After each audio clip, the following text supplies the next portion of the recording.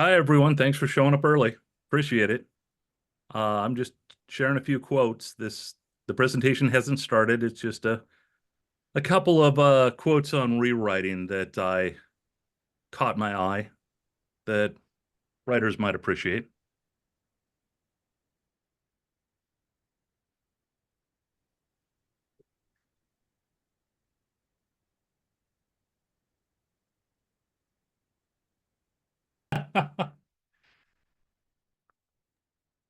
All right. Or picture this. You send out your screenplay. You've just finished it. Maybe you've just finished it or you've been working on it for years.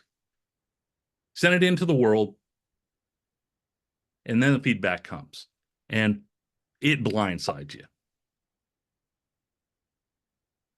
So, bam, your ending falls flat. The characters feel inconsistent. They get lost. They get bored. Ouch. These are signs your story isn't working. But here's the thing, we're about to delve into every great screenwriter's secret weapon. Buckle up. Here comes the rewrite. But first, I'm going to take you through this presentation and give you 5 actionable tips that you can use to improve your screenplay. Tip number 1, the focus pass. Read the entire screenplay and look for one single correction. I know you think you could do a bunch of these at once, but it's going to be way better if you read your screenplay front to back and look for logic errors. Read it again, look for your tone. Read it again, look for clarity, brevity, verbs, nouns. Here's a good one. Read all the protagonist dialogue front to back in the entire script, just the dialogue from the protagonist. Make sure it's consistent.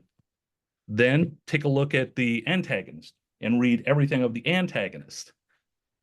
It just makes everything a lot more consistent. I guarantee you'll find a lot of errors. But as you, if you simply use tip number 1, you could be wasting your time because, as we know,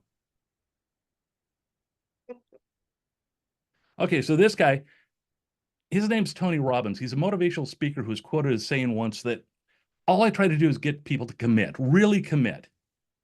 They say they're going to try and they give themselves an excuse. They struggle against change. They don't want to change. Getting them to really commit is the greatest hurdle, but it's the only way they can really change. They will struggle with this at first. Now, I'm telling you this for 2 reasons. One, that's the same structure as a story. Someone struggling against change. Just like Tony Robbins, you're trying to get a character to commit to a new way of thinking by the end of your story. Everything preceding that decision is teaching them to change. Once they accept and commit to the change, the story's over. And the other reason I'm telling you this is because rewrites are not a polish. They're tearing apart your first draft and rebuilding it into a story. Now, if you're anything like me, you love what you just wrote. You don't want to do that. You just want to polish it up, send it out, and have everyone say that you're great. Unfortunately, you have to commit to a story. You have to be willing to burn down your script. You got to cut characters, scenes, whole sequences, be ruthless. You might have to get rid of a lot of what you just wrote. Once I suggested to a writer that they should turn the big reveal in the third act into the inciting incident. It'd make a much better story, but they weren't willing to do that. I get it. It's hard. Rewrites are hard. If you're a good writer, you're probably writing at like a 20-to-1 ratio. Once I rewrote a scene 8 different ways. I don't mean I rewrote it 8 times. I reinvented the thing with different characters, different locations, and different strategies. I've changed the protagonist of a script 5 times once.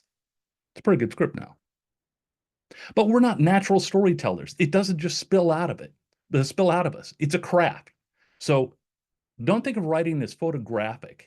It's not how you see it in your head or how it happened to you in real life. That's for the first draft. And if you don't know what you should be looking for, you're going to be amazed by any advice or dazzled by any turn of phrase someone comes up with. Now, I'm not going to show you rules or formulas. That's how you got here. I know you've been told to stick to the rules and craft interesting characters and interesting situations and set them in conflict in beautifully hewn sentences that are clever, punchy, and perfect prose. And I'm not going to show you any of that because that's how writers write to impress other writers. I'm going to show you how to make them feel something. I'm going to show you how to tell a story. And stories work in film, television, novels, sitting around the campfire. A story is the intersection of character, plot, and theme. These elements should all work together. I'm going to go through them really quick, and then we'll take a deeper dive into each one of them and show you how you can apply them to your rewrites. If you're doing it right, plot is a byproduct of character and vice versa. They're intertwined. Your protagonist must be challenged by your plot. You need to understand the character's weakness and then design interesting challenges testing that weakness. It can't be a random series of events. Be sure in your rewrites that your protagonist is uniquely suited to be tested by your plot. Once I had a writer put a fire scene in the middle of the second act, and they told me everyone's afraid of fire, so it works. No, it doesn't. It's not unique to the character. If you have random obstacles popping up, you're not going to have a propulsive narrative. Take a look at these characters. They're perfectly suited to be challenged by the plot. Catholic reporters in Boston go after the Catholic Church. A brash father takes on elitists in the conservative tennis establishment. A Rand Corporation drone is thrown into the making of The Godfather. A group of TV actors have to crew an actual spaceship. And fringe scientists are called upon to become real heroes in order to save the world, or at least New York City. Remember when they decided to cross the streams? That's when they became heroes. All these protagonists, they're going to struggle with the plot in front of them. So design the plot to be challenging to the character. Or the other way around, design a character who will be challenged by the obstacles in the plot. That's why I rewrote that one script 5 times with 5 different protagonists. Love the world, love the plot. I just didn't have the right character to be challenged by it. And then the third leg of the stool is theme. It's not the moral of the story, it's what protagonists struggle with the entire story. And the easiest way to teach them something about themselves is to make the theme your protagonist's weakness. At the beginning of the story, they live in an imperfect world with a flawed way of thinking. It's what they've accepted, it's what they believe in. It helps get them through the day. So, for example, at the beginning of the movie Shrek, he thinks he's unworthy of love. He's an ogre. The protagonist will test the theme again and again and again and again in the story, and they'll fail a lot because that's their weakness. But it's going to teach them something, and that's the larger point. When the protagonist finally accepts and commits to the new theme at the end of the story, the audience understands your ending. Like when Shrek fights for Fiona and tells her he loves her. But the theme has to show up a lot for this to work. Here's an example. If you hear for the very first time a violin playing at the cathartic moment, the high point of your story, it sounds corny. But if you hear strings of violins in the score throughout the whole movie, when those violins swell at the high point, you feel something. And that's all we're really trying to do. Make them feel something. The theme works the same way, but it needs to be laced into every part of your story. Did anyone notice how many times the word friend was used or referenced in the movie Guardians of the Galaxy Volume 3? Tip number 2, inspiration. Readers, please turn on your microphones. There's a page on the Guild website with craft at an extremely high level. These are great scripts. And they're like I said, there's going to be links with this recording, so you don't need to go digging those out right now. So if you take a look, there's examples of character voice, examples of dialogue, examples of subtext, voiceover. I'm obsessed with page 1. I think your script has to crackle from page 1. So why don't we take a look at a couple of really good examples of page 1. Start with William Goldman, All the President's Men. Fade in on white, just white. The screen isn't blank, that's something white up there. But what? It's impossible to tell. It doesn't go away though. It just stays there, the whole screen white, and then suddenly, blam! There is what sounds like a shot, and it reverberates, and whatever the hell it was made a small hole in the white, and the whole effect should be startling. Now, on the white, we can see what the mark is, and it's this, the letter J. Blam! Another terrifying sound. And now we see what that is, the letter U. Now a sound begins to be heard, soft, but getting louder and louder, and it's a celebration. Screams and cheers and blam, the letter N. It's clear now that the white we saw at the beginning was a piece of paper, and the sound is that of a typewriter cutting into the paper, the keys forming words. What is finally typed out is the following: June 1st, 1972. And the celebration sound now starts becoming clear too, because we bleed away from the white into newsreel footage, and it's R.M. Nixon at the moment of his greatest triumph coming back from Russia. Nixon, the peacemaker, and all around him are the trappings of power, the band and the Secret Service escort and the helicopters and the crowds cheering louder and louder. The footage is black and white and just sensational, and as it reaches a cacophonous peak, a new tiny sound starts, gradually growing louder too. And when it becomes more than a little noticeable, we cut to. That's a fantastic page one. I want to read page two after that. Let's take a look at another one. Page one, Shane Black, The Lawn Kiss Goodnight.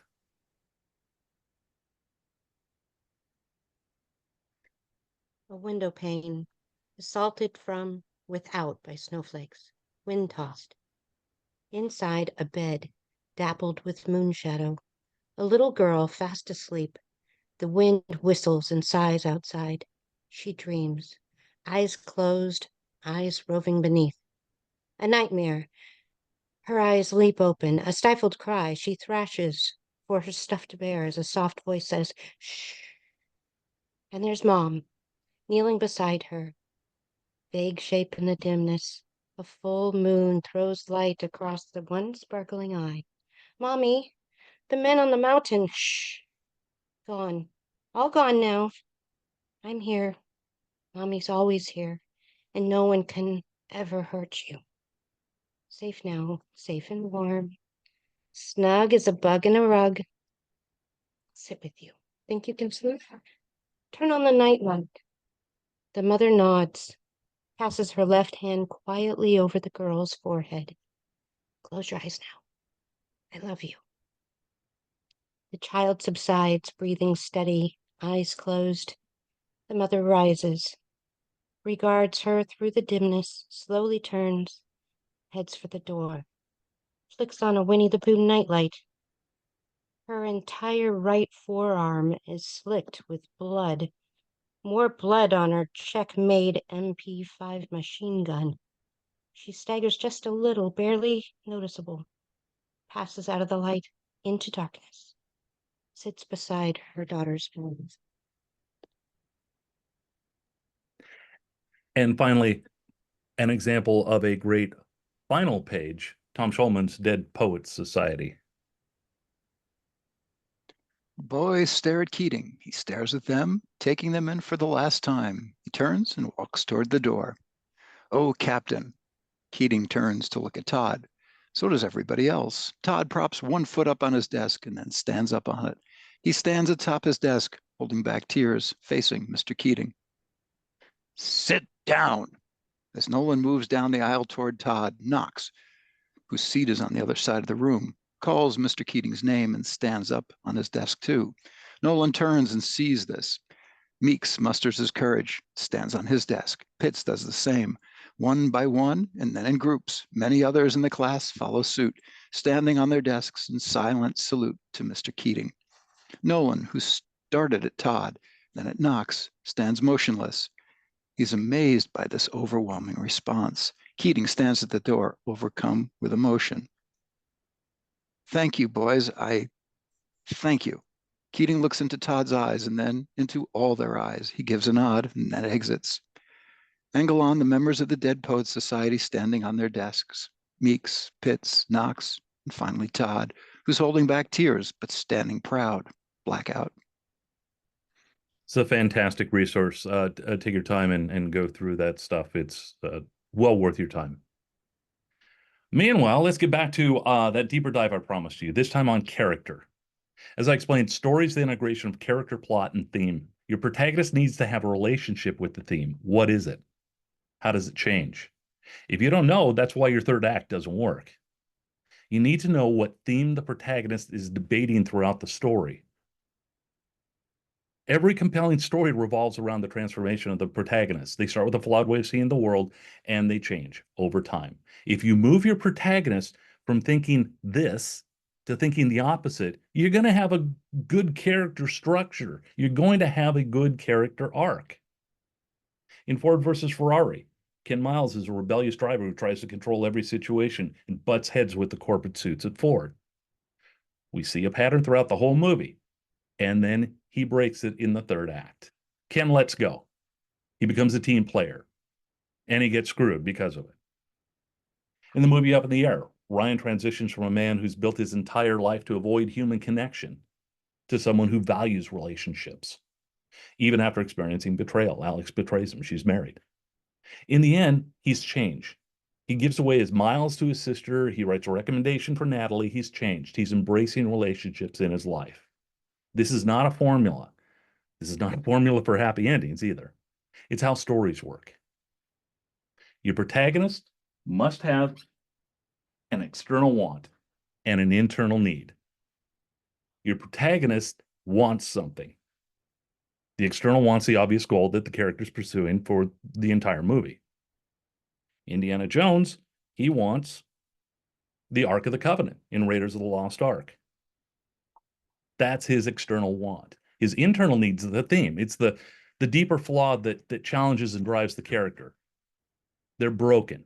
And the only way to fix that is to embrace a new way of thinking. Indiana Jones needs to believe in something more than science, a respect for a greater power. Indy repeatedly tells us at the beginning of the movie, you don't think I believe in all this mumbo jumbo, do you? Just like Tony Robbins said, they must commit to a new way of thinking in order to change. That transformation is your story. And lastly, the protagonist doesn't necessarily need to achieve the external want to have a satisfying arc. The internal growth is what truly matters. Track the internal arc of the character when you're doing your rewrites. Now, the internal need is something a little less obvious, than the external want, but a great protagonist needs one just the same.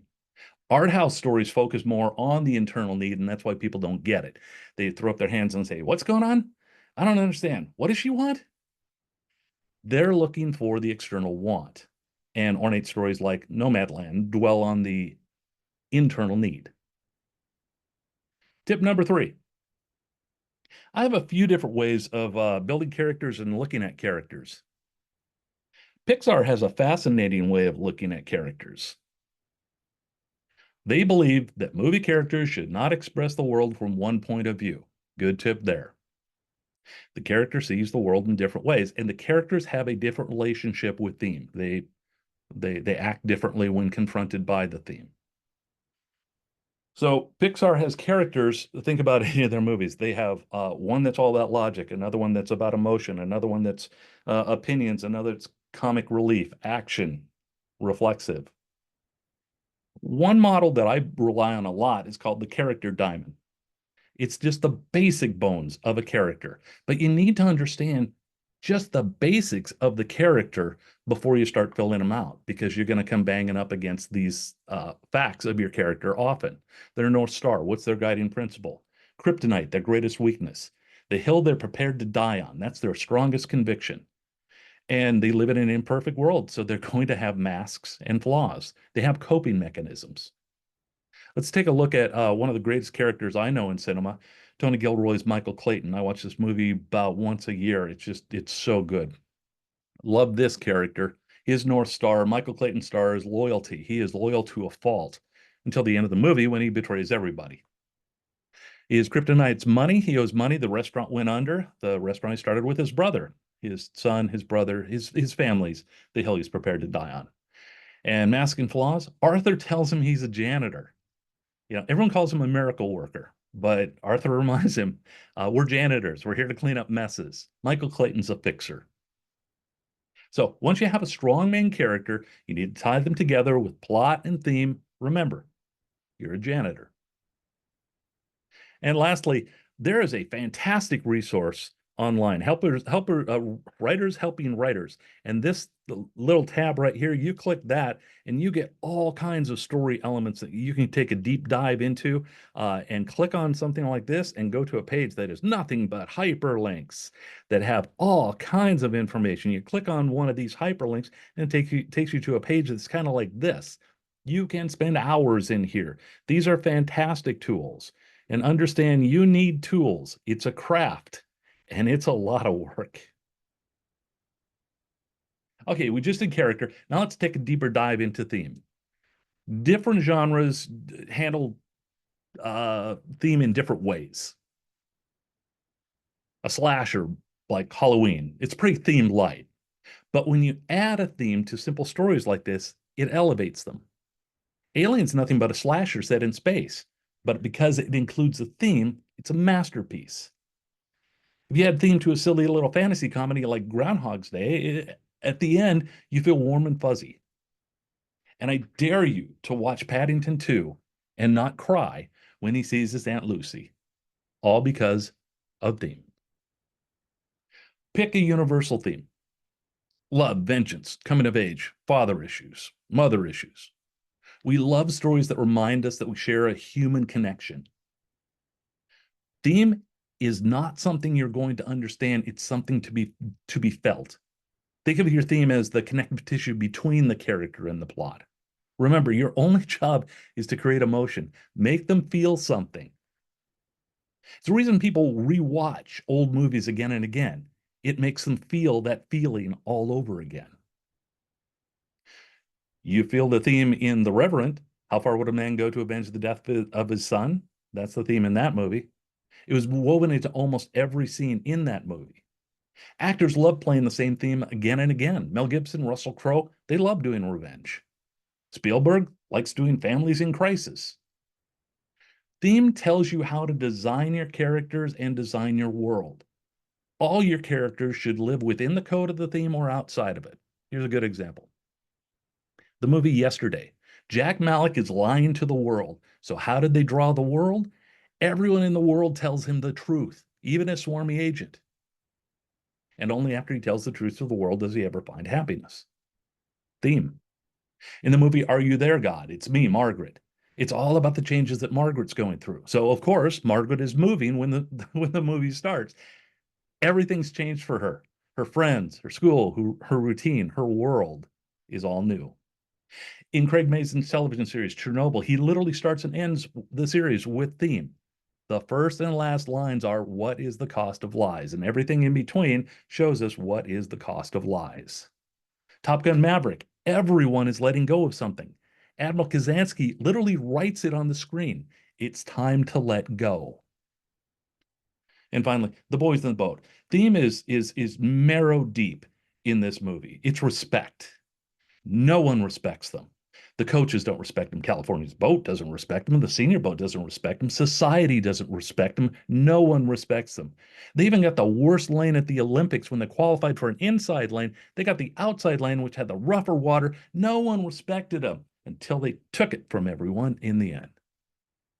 So testing the theme creates a strong ending, a cohesive narrative, but it also creates great tension.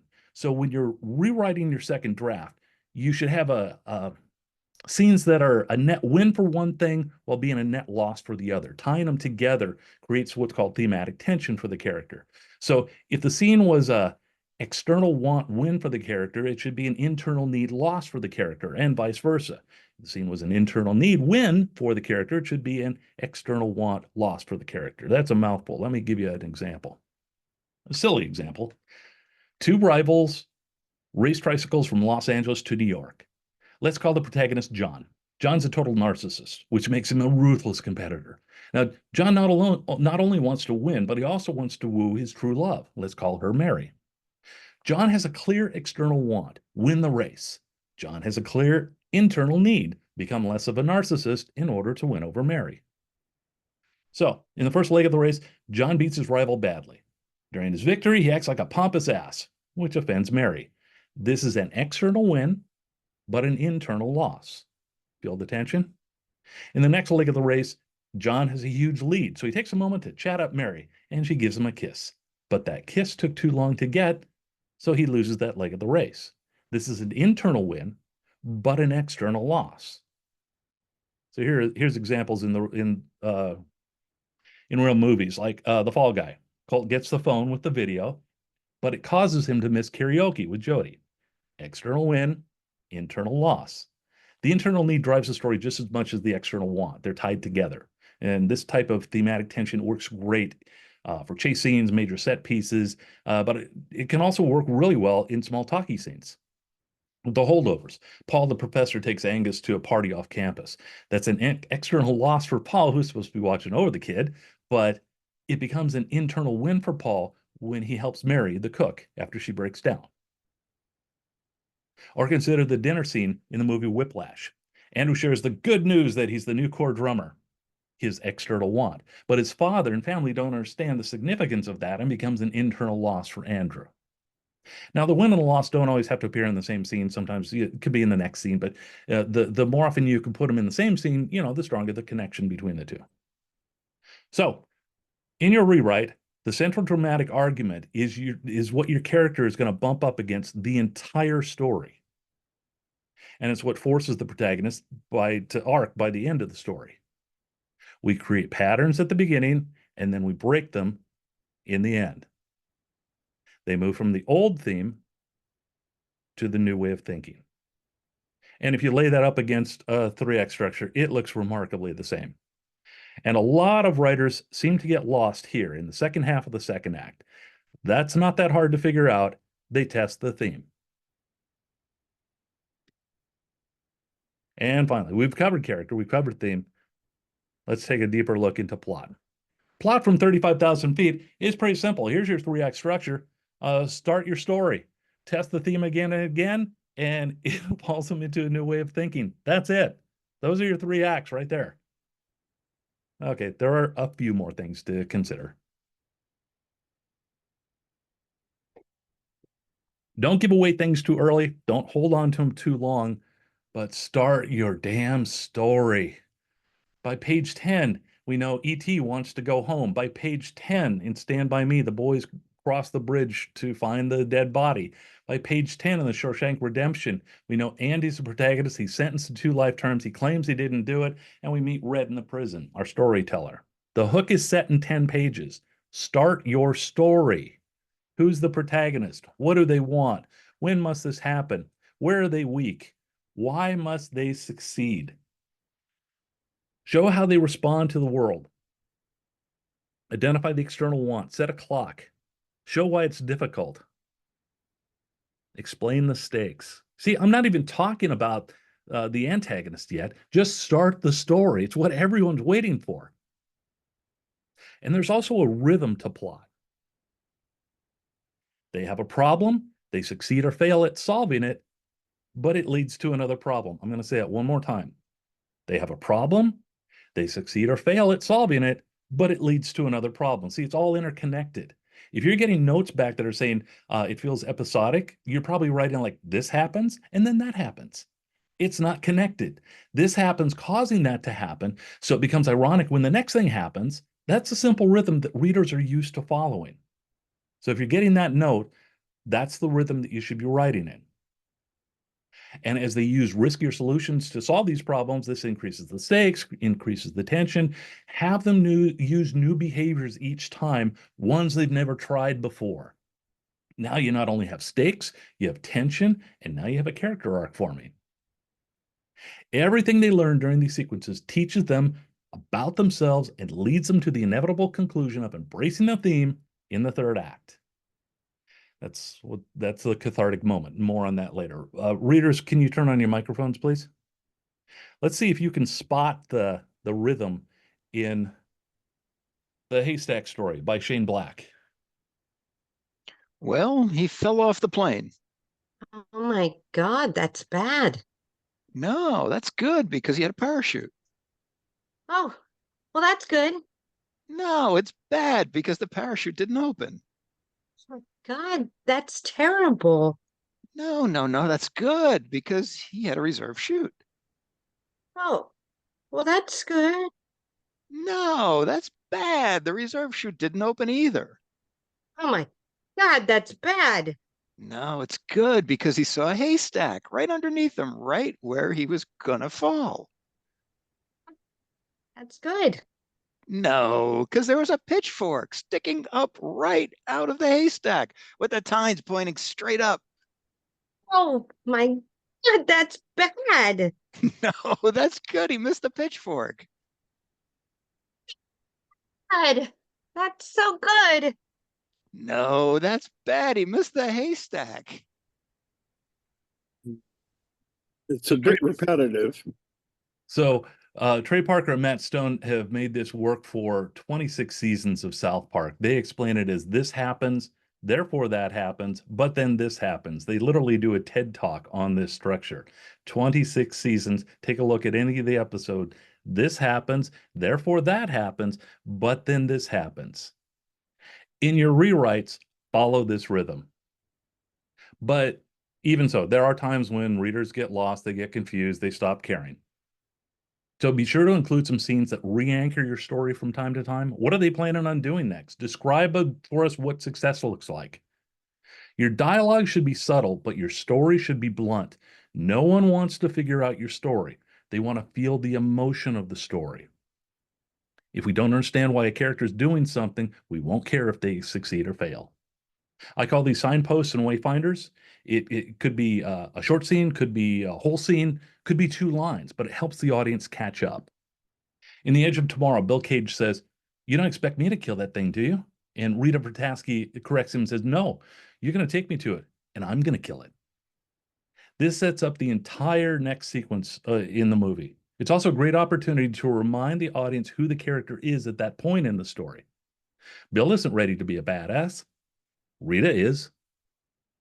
The high water mark for this is the diner scene in the movie Heat.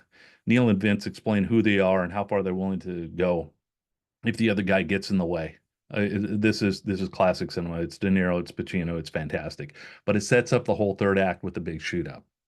So it could be a couple lines, could be a whole scene, could be a small piece of it. But you need to catch the audience up from time to time. You're gonna need some tools, some ways of describing it, but you guys are writers. You can think of all kinds of different ways to do this type of scene. Complain about it, do a recap, justify it, make a plan, refuse a plan, poke holes in a plan. I mean, you can do it, but understand if people are losing interest in your story around page 660, you might not have a propulsive narrative for one, and it might just be time to re-anchor your plot. Okay, tip number 4. AI analysis. I don't ask AI to write my scripts. It's terrible at writing. AI is set up to give you the most predictable middle of the bell curve results, but I use it all the time for analysis. Here's some of my favorite prompts. Identify each of the major story beats. Does that in seconds. List 3 places where redundant action could be eliminated. Summarize the character arc of the protagonist. Describe each person's obsession or primary motivation in the script. If AI can't figure that out, your reader's not going to figure that out. Brainstorm subplots using the existing characters. Identify instances of subtext in your dialogue. Goodness, you better have subtext in your dialogue. How does this screenplay utilize or subvert typical conventions of its genre? Unless you're doing a Hallmark movie, you should probably not be writing a straight genre piece. List the top 3 weakest or unnecessary scenes. How would you improve them or cut them? Why? I ask it why all the time. Justify why you're telling me this. It's a great tool for analysis. It's a horrible writing tool. So let's wrap up by quickly reviewing everything we've discussed and what you're trying to accomplish in each act of your 3-act structure. Act 1. The opening scene, introduce the theme. In Bohemian Rhapsody, it opens with the song Somebody to Love. That is what Freddie's looking for the entire movie, someone to truly love him. In the first scene of Butch Cassidy and Sundance Kid, Butch tells Sundance before the gunfight that every day you get a little bit older. He's warning them. Their time is coming to an end. Show the protagonists in their ordinary world. Early in the story, attach me deeply and emotionally to how the protagonist sees the world. In The Social Network, we understand that Mark desperately needs acceptance. That's clear from the 8-page diatribe in the open of the movie. Show us what they value. Show us what they discard. When the protagonist is threatened or feels vulnerable, the characters dig into their thematic code. It's how they respond. Remember Melvin Udall in As Good as It Gets? He had all those locks on the door. He's locking out the world. His strategy is attack first before people attack him. Show their ignorance of the theme. They believe the opposite of the theme. They've accepted an imperfect world. It's the life they've settled. And start your story engine, which I just covered. So don't have to go into that again. But there is one thing I haven't mentioned. The protagonist's external want needs to be clear. If it's not, make it a tangible act that the audience understands. The person has to say this or sign that, etc. Describe it so the audience knows it when they see it at the end of the movie. So if it's acceptance, it's Farmer Hoggett saying to Babe, "That'll do, pig. That'll do." If it's being deserving or worthy, it's Charlie returning the everlasting gobstopper. In season 3 of The Bear, Carmen's external want is clear. It's a Michelin star. But the reason this is so well written, they even given it, the external need a tangible action. Carmi can't see the good in himself. And until he does, he can't apologize to Claire. And then at the end of Act 1, disrupt the status quo. Tony decides to take the job driving for Dr. Shirley in Green Book, as an example. So Act 2 sets up the problem. Act 1 sets up the problem. Act 2 is the character arc. It's the character arc. That's it. Challenge the protagonist with theme-related obstacles. In the movie The Sound of Metal, Ruben is a drummer who's going deaf. Denying this fact is his struggle, his fear. He won't give up his identity as a drummer. Move the protagonist through emotional stages. Dr. Elizabeth Kubler-Ross discovered a set of emotional stages for someone dealing with loss or grief. I'm sure you've heard them before. Denial, anger, depression, bargaining, and acceptance. A person moves from station to station. They don't jump from denial to acceptance. So you need to move your protagonist down different stages of your character arc. People will not change until another fear eclipses that fear of change. Torture them. It will change their perspective. And each obstacle in the second act should be related to the theme because the protagonist sucks at dealing with the theme. They will struggle. Move them from ignorance of the theme towards enlightenment. And with the protagonist trapped between two worlds, the old way of thinking and the new way of thinking. They're not the same person they were at the beginning of the story, but they're not the person they're supposed to be yet. They can't go back to their old way of thinking because their old way of thinking has been exposed as a lie. But to embrace the new way of thinking, it's just too damn hard. They're lost. They're in danger. This is their lowest point. They're stuck between themes. They've realized something, but they don't realize how far they're going to need to go. So the last part of the second act signal how the story is going to end. In the movie The Edge of Tomorrow, Bill and Rita start as opposites, but he eventually falls in love with her and can't let her go. But by the end of the second act, Bill realizes he can't focus on saving Rita. And ultimately, he has to sacrifice her and everyone else he's ever known to save the world. This sequence teaches him in the third act, he must sacrifice himself. And Act 3. Act 3 is the answer to Act 1. We made promises in Act 1. This is where we pay it off. In the third act, everything points to the obligatory scene where the protagonist has to face their defining moment, their greatest challenge, their worst fear. Every protagonist has this moment where they must make the big decision. Give them one last chance to go back to their old way of thinking. Torture them one last time. The protagonist has to make a big decision, but it's complicated by, wait for it, theme. Indy threatens to blow up the Ark of the Covenant with a bazooka, but he can't because it would kill Marion, and she has taught him to love. He's thinking of something larger than himself now. But the bazooka scene isn't the cathartic moment, the emotional high point of the story. That's the next scene, the moment that unleashes all the big feels. It's when the protagonist has that moment of clarity, understands why they've been on this journey, and embraces a new way of thinking.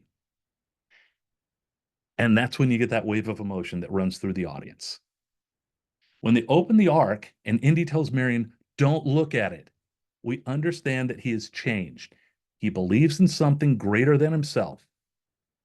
The man of science is humbled because who would dare stare into the face of God? A well-executed cathartic moment is why grown men cry at the end of Field of Dreams. It's the biggest emotional release in the entire story. Let me show you how to deliver a perfect cathartic moment. Ray spots John, the catcher, his father. There's a slow push to Ray, and there it is. Ray says, "Oh my God, it's my father." It's the answer to if you build it, he will come. Now Ray understands why he's been on this journey. He must reconcile with his father. Remember, he's been bumping up against authority figures the whole movie, his neighbors, the school board, the bank, his family. Later, John tells Ray that heaven is where dreams come true. So Ray asks for his dream come true. "Hey, Dad, you want to have a catch?" And at that moment, the external want of bringing back the baseball players and the internal need of reconciling with his father come together at once. For the perfect cathartic moment, follow this template step by step. The protagonist realizes the new path they must choose, says it out loud, and demonstrates that they understand it. But it's essential to land the audience and the protagonist in the cathartic moment at the same time. So so the audience gets it when the protagonist gets it. We have to hear the protagonist embrace the theme out loud in some way that's not corny. And at that moment, tension's released. The protagonist and the audience run through the possibilities in their mind. Take a beat. Make sure the moment lingers. Don't rush off to the next clever line or scene or action or anything. Just take a moment. And if you write a script with a theme tied to character and plot that ends in a moment like this, people will love your story because you'll have a story. Now, there are a couple caveats. In the movie Tin Cup, Roy struggles mightily to compromise a single inch on anything the entire movie. Every movie doesn't have a deep theme. There are stories that make random obstacles work. There are stories that don't use thematic tension or any of these techniques. And goodness, if you're writing Kinds of Kindness, I'm sorry, but I can't help you. But if you're trying to prove you understand how to write a story, before you start breaking all the rules, you might consider looking at some of the basics of storytelling first. Remember the pattern. A problem arises, they solve it or they don't, but it leads to a new problem. All these problems are related to theme, and all these experiences eventually convince the protagonist to embrace a new way of thinking. So to conclude, my final tip for all you rule breakers out there. If you want to take big, audacious swings, read Pilar Alessandra's book, The Coffee Break Screenwriter Breaks the Rules. What is the rule? Why does that rule exist? Why break it? How to break it? What's at risk when you break it? And who broke it best? It's a fast read. It's in my personal collection. So if you master these techniques and understand the relationship between character, plot, and theme, you will be well on your way to making the audience feel something in your rewrites. I'd like to thank the Northwest Screenwriters Guild and our readers today, Scott and Linnell, and thank all of you for your time.